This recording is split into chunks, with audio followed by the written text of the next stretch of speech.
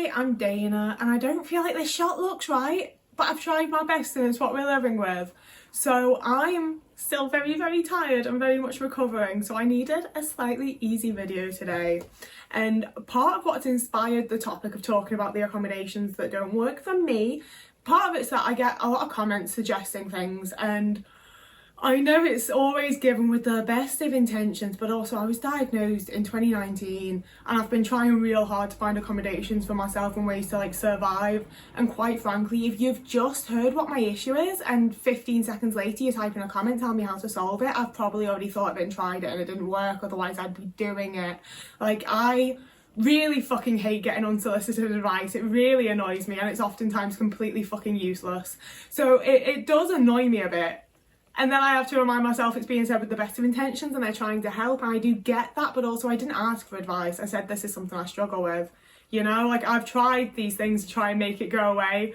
Unfortunately, you can't just accommodate away autism, otherwise none of us would need a diagnosis because we'd just put a few little things in place and then be fine. But the other big bit of inspiration was that I do a little bit of volunteer work for a friend that works within actual Comic-Con, not like San Diego, like a local one. So I pop in and do a bit of setup and help out, and then I get the staff wristband so I don't have to honestly, the biggest thing is that the way that my local one works is like a one-way system. So if you go out of a door, you're walking all the way around the fucking exhibition centre to come back in the other one, and having the staff band means that I can just escape and re-enter as needed, which is an absolute game changer for me. It makes everything so much better. But in doing that, the person that I work for massively accommodates to me. They try really hard to understand my issues and my struggles and what I have going on, so that they can accommodate to me, so that I'm able to do the little bits and help them out and do what I can, you know. They try really hard to accommodate to me. So one of the days, hi Oatman, one of the days my job was literally to sit in a room on my own and take pictures to the back of a frame and make it look nice, and put the sort of frame with a picture in it essentially, and put it to one side and then do the next one. Simplest thing in the fucking world. The accommodation here is that instead of I don't know where else I would have been doing it, but instead of doing it wherever, I'm in a quiet room where I control everything. I decide if I want the light on, I decide if I want music, I decide if I want to watch something. I can do whatever the fuck I want as long as I'm getting my job done. It should be perfect. It should be the easiest thing for an autistic person, right? That's perfect. If I didn't put the lights on, it was that little bit too dim to where I'm really straining my eyes and it's giving me a headache. If I did put the lights on, they made a very subtle buzzing noise that I could hear over my headphones, over anything I watched, any music I played. All I could hear was that fucking buzzing, and it gave me a headache. And it's those types of situations where it's you could not be accommodating to me more. We could not be better. I could not ask for more thought to be going into my situation here. You have done everything you possibly can to make me comfortable as an autistic person. I really appreciate it. But also, whatever situation I have going on here is giving me a fucking headache. I need to go home after 3 hours and it feels ridiculous. I'm accommodating to myself. Other people are going out of their way to accommodate to me, and it's still not right. It's still not what I need. It's still not the thing, you know? And it's incredibly fucking frustrating. And I think that's also part of why I struggle with getting unsolicited advice in comments, is more so that I don't know how to put across I've tried that and it doesn't work in a polite way. I get that you're trying to help. I don't know how to shoot you down without being a dick, and it stresses me out. So that's my little real life experience of it, and we're gonna get into some of the ones that are quite consistently commented to me and why they don't work. So the first big one is that when I talk about wearing the same item of clothing for a disgustingly long time because it's the only item of clothing that feels right and safe and okay, I will get half a dozen comments being just buy multiple of the same item. First up, I'm buying stuff from charity shops because I ain't got no fucking money, mate. I'm extremely, extremely, extremely fucking lucky if the charity shop has multiple of the item that I want. That's without even addressing the fact that I don't know that item is going to magically become the only thing that I can fucking wear for 3 weeks. I have no idea when that's going to happen or what it's going to happen with. I'll have items in my wardrobe for 3 years, and then suddenly one day, that's all I'm wearing, that's the thing. I'll have items that were at one point the thing, and I've bought multiples if it's something that I was able to buy multiples of at the time, and 3 weeks later that's not the thing I want to wear anymore, and I just have 4 of the same fucking hoodie and it's useless. I also just, as a rule, flat out cannot afford to buy multiples, especially considering that the main things that I buy new are things like shoes and underwear, where they're already kind of fucking pricey. I can't afford to just be buying like 6 of the same bra just because it's comfortable. Like, I don't physically have that money in my bank. Or like, if I do, I need to buy food and cat food. Like, I have a life that I'm living that doesn't allow that. I just have that money spare to buy multiples of the things that are comfortable. And honestly, that's one of the comments that annoys me the most, because it's usually when I'm talking about a specific item and I'm proud of it in a way, because I'll be like, oh, I got this from the charity shop and it was only £3. You know, I've told you I couldn't buy multiples. Listen, I'm sorry. 90% of the comments that I get are really lovely. I really appreciate them. It's so often the annoying ones that multiple people are saying, you know? Like, the good comments are all different, whereas I will then have the same shitty comment 6 times. And like, yes, there's 30 lovely ones, but it's the same one that keeps happening, you know? The next one is that so often when I talk about my sleep difficulties and my general anxiety, people will tell me to get a weighted blanket, get a weighted pad, get a weighted this. And this one doesn't annoy me, to be fair, because I feel like that's pretty good advice for most people. And when I first heard about weighted blankets, I was like, oh shit, yeah, perfect. So I got one. And I woke up every single night in a cold fucking sweat because I felt like my ex was on me again. I have trauma from a man refusing to sleep in a different bed from me even after we'd broken up. And I would regularly wake up to him asleep and just like on top of me. So feeling a large, like, talking about it now has made my heart start to like go funny and shaky.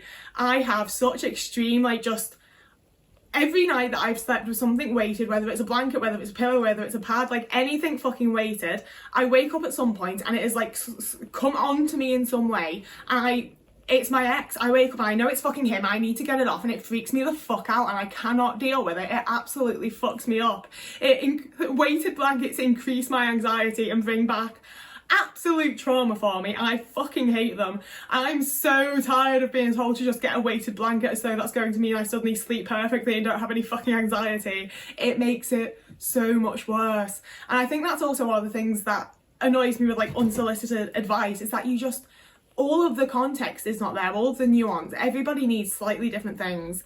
And I get when you found something that works for you and wanting to share that, but sometimes it is just not the fucking time. And you know, like every time someone suggests a weighted blanket, I think about how it felt like his fucking arms were on me again. And like, every time, and I get that it's a me issue and it's my trauma. I didn't ask for the advice. And it's also frustrating because weighted blankets are expensive, you know? Like, they're not cheap and they really, really deeply don't work for me and make me feel so much worse and absolutely send me. And that's where I would really like to try one of those like giant compression tube sock things where like your entire body fits inside the compression thing. But I'm very worried that it would be the same thing again. It would just freak me the fuck out and I'd feel like my ex is there just on top of me for no fucking reason, even though I broke up with him like 3 weeks ago. And a similar one that I think is probably one that doesn't work for me due to like my own personal traumas is I can't deal with headphones and noise cancelling. And like, if I can't hear what's happening around me to some degree, I cannot in any way relax. I'm pure fight or flight. I'm waiting for something to happen. I'm waiting for like some horrible surprise to happen because I'm not paying attention to my surroundings. It horrifies me. And I've had a pair of headphones now for like 3 years, maybe 2 years. And I've gotten a lot better with wearing them and being able to wear them and feeling comfortable with that. But also like just not being able to hear my surroundings sends me, it freaks me the fuck out. And that's where my brain starts playing tricks on me. So if I'm wearing headphones in my house, like I can wear them walking around, that's never been an issue for me. I don't want to hear my surroundings when I leave the house.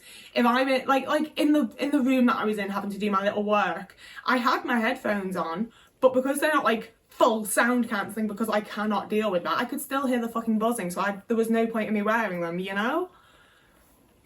And if I'm wearing them around my house, the fact that I can't hear my surroundings properly in the way that I usually can, I'm convinced I can hear my doorbell, I'm convinced I can hear someone shouting my name even though I'm alone in the house, I'm convinced I can hear people talking over my music or over my show, like, especially when I'm watching something with headphones on, every little sound that happens in the background of the show, I'm jumping and being like, is that in my house? What's going on? I can't deal with it. So that's where a lot of times, like especially living in a very noisy neighbourhood where like we've had fireworks going off every single night for like 3 fucking months now, and I can't do anything about it. Like, yes, having all the noise really bothers me and makes me more anxious than I need to be, blocking out the noise and not being able to hear anything is the same effect. Like, it's worse if anything, because then I'm like all like jumpy and on edge and like fight or flight and feel like something's about to happen to me, even though I know it's not. I can't deal with it. I can't do it. It's ugh. One that's a little bit less depressing is I've so often had people suggest to me, just bulk buy your safe foods, just the thing that you can eat, just buy that over and over, just keep buying that, just buy loads of it. And they make it sound like I'm just being so fucking stupid by not just bulk buying noodles, you know? Like, just buy a pack of 50 pot noodles and you're good for 50 days, aren't you, you dumb fucking bitch? And no, I'm fucking not, because I don't know if it's going to be that meat. Like, I've done that before. I had an absolute obsession with the Indo-made fried onion noodle things. I bought like a pack of fucking like 60 from Costco, and 3 weeks later I was like, if I look at those again, I'm going to be sick. Like, I'd been eating them non-stop for like 2 or 3 months at that point. That was why I felt safe to finally buy something in bulk. And the like most of the box, like 3/4 of the box, sat under my bed until I just gave them away, because it suddenly wasn't the fucking thing anymore. So all of a sudden I've spent like a good amount of money on this thing that I can no longer eat, so I have to spend more money on something that I can eat. And that's without even getting into the fact of like, I try my best to eat healthy. Not even necessarily healthy, but like, I try to eat a diverse amount of things so that my body is actually getting various different types of like nutrients and minerals and whatever the fuck else it needs, you know? Me only eating noodles is not good for me. Like, I feel like that's fairly self-explanatory, but like, I get how difficult it is. I'm not like, you need diversity in your diet, but I try to maintain diversity in my diet because I do believe that's a healthy thing to do. And like, it's for me, like, everyone eat whatever the fuck you want, fed is best. I try, okay? Just bulk buying pasta or noodles or whatever the safe food is at the time does not account for the fact that I don't know when my safe food is going to suddenly fucking change. It is not a healthy way of eating. I don't think it's a good thing for my body. I also, again, monetarily often can't afford to bulk buy things, especially when it's like, I'm gonna be eating other things with the noodles, you know? If I'm spending £40 on a fuck off big box of noodles, where's the fucking money to buy the broccoli or whatever else I'm putting with it, you know? Like, it just, for my situation and my life, it doesn't make sense. It's not an accommodation that I can utilise. If you can, then I'm fucking happy for you, and that goes with all of these. But like, it doesn't work for me, and it's quite frustrating to mention my food issues, and especially to go into like detail in like 20-minute long videos about what my issues are, and have people be like, just do this. Like, it doesn't work, otherwise I would just be doing that, wouldn't I? And my final one is that quite often when I talk about how difficult I find it to go to new places, to go fucking anywhere, just go with someone. Just get someone to go with you. Don't you have someone to go with? No, I fucking don't, mate. Most of my friends live all the way down south or in different countries. Like, I don't have a physical, in real life person to go with me to advocate at doctor's appointments or to take me grocery shopping or to do whatever else. Because if I had someone to do those things with me, I would be taking someone to do those things with me and not complaining about how difficult it is to do them on my own. And especially when it's people that obviously haven't watched an awful lot of my content, if any of my other content, and they're like, well, why aren't your parents helping you? Because they're fucking dead, pal! Fucking hell! Like, if I could ask mummy and daddy to just help me out, I would be asking mummy and daddy to help me out, you know? Like, these are very obvious things. Yes, it would be massively beneficial to me to be able to have somebody to go to places with. That would be really helpful. That would be really useful. I don't have that. Ugh. And I think that one especially frustrates me because, like, you're commenting this on a video of someone with a social disability. Why are you expecting me to have like 100,000 friends and like the ability to build relationships with people and make them want to like essentially be my carer, you know? Like, and in the spirit of like replying directly to comments, often when I make these sort of like more ranty sort of videos that are inspired by comments, I get a lot of the like, oh, just ignore them, don't worry about them. And I get that, like I do somewhat agree with you, but I also would like to think that some level of it just comes from not understanding and not knowing and not thinking about like the context and nuance of other people's lives, and that it's not that they're idiots or it's not that they're stupid or it's not this or that. It's just we're all living very different lives and they want to share the thing that helps them, and I get that, but it's not the time, it's not the place, it's not helpful. But also beyond that, I think that a lot of these types of things are comments that we are all seeing. And I would hope that these are somewhat like cathartic and like affirming for other people that are seeing these things and be like, God, why can't I just, why don't I just do this? Why can't I just do this? Why can't I just fix my autism? And like, we're all different and that's not the way it works. Like, unfortunately, like, it's very, very worth putting in accommodations in place where you can and when you can to make your life easier and to make things better. Like, it's massively, massively worth it.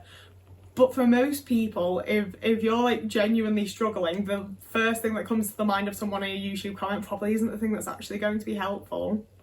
You know, like the reason I've been like ranty and the reason I'm like, oh, people think I'm stupid, is because it makes me feel stupid. You know, it's not necessarily anyone's intention, but it does feel like people like, you know, it feels like I'm being told 2 + 2 is 4, you know? Like, and it's like, I was asking what 5 + 3 is, but like, thanks for letting me know 2 + 2 is 4, that's cool. God, I'm rambling. But yeah, every video I ever fucking make is realistically something that I hope is more so like validating and cathartic for the other people that are feeling the way that I am, and much less about the people that are commenting that kind of thing, to be honest with you. I know that doesn't necessarily like come across, but I feel like it will to the people that are feeling like I do. I was rambling, I completely lost my train of thought, so we're going to end it there. That's where we're gonna finish up. I am so fucking tired. I haven't gotten anything, I have gotten stuff done, to be fair. I cleaned up, so I do feel better in that aspect, but like not just being surrounded by shit and dirty clothes, but I'm so fucking burnt out and tired, and I still have to deal with so much stuff. There's so much to deal with all the time. So we're finishing there. As always, please do like and subscribe here. That would be very cool of you. You can also find me over on TikTok or Instagram if you want to see more of me. I'm trying really hard to post more of Otis on Instagram. I've been putting him in my stories because he's just so cute. So follow me there if you want that. You can also find me over on Patreon or Ko-fi. And that's that. So whoever you are, wherever you are. Oh, and I post videos on Tuesdays, Thursdays and Sundays about autism and family estrangement and abuse and random shit. So yeah, whoever you are, wherever you are, if you have a morning, evening, day, afternoon, week, month, year, and I will see you again in a couple of days.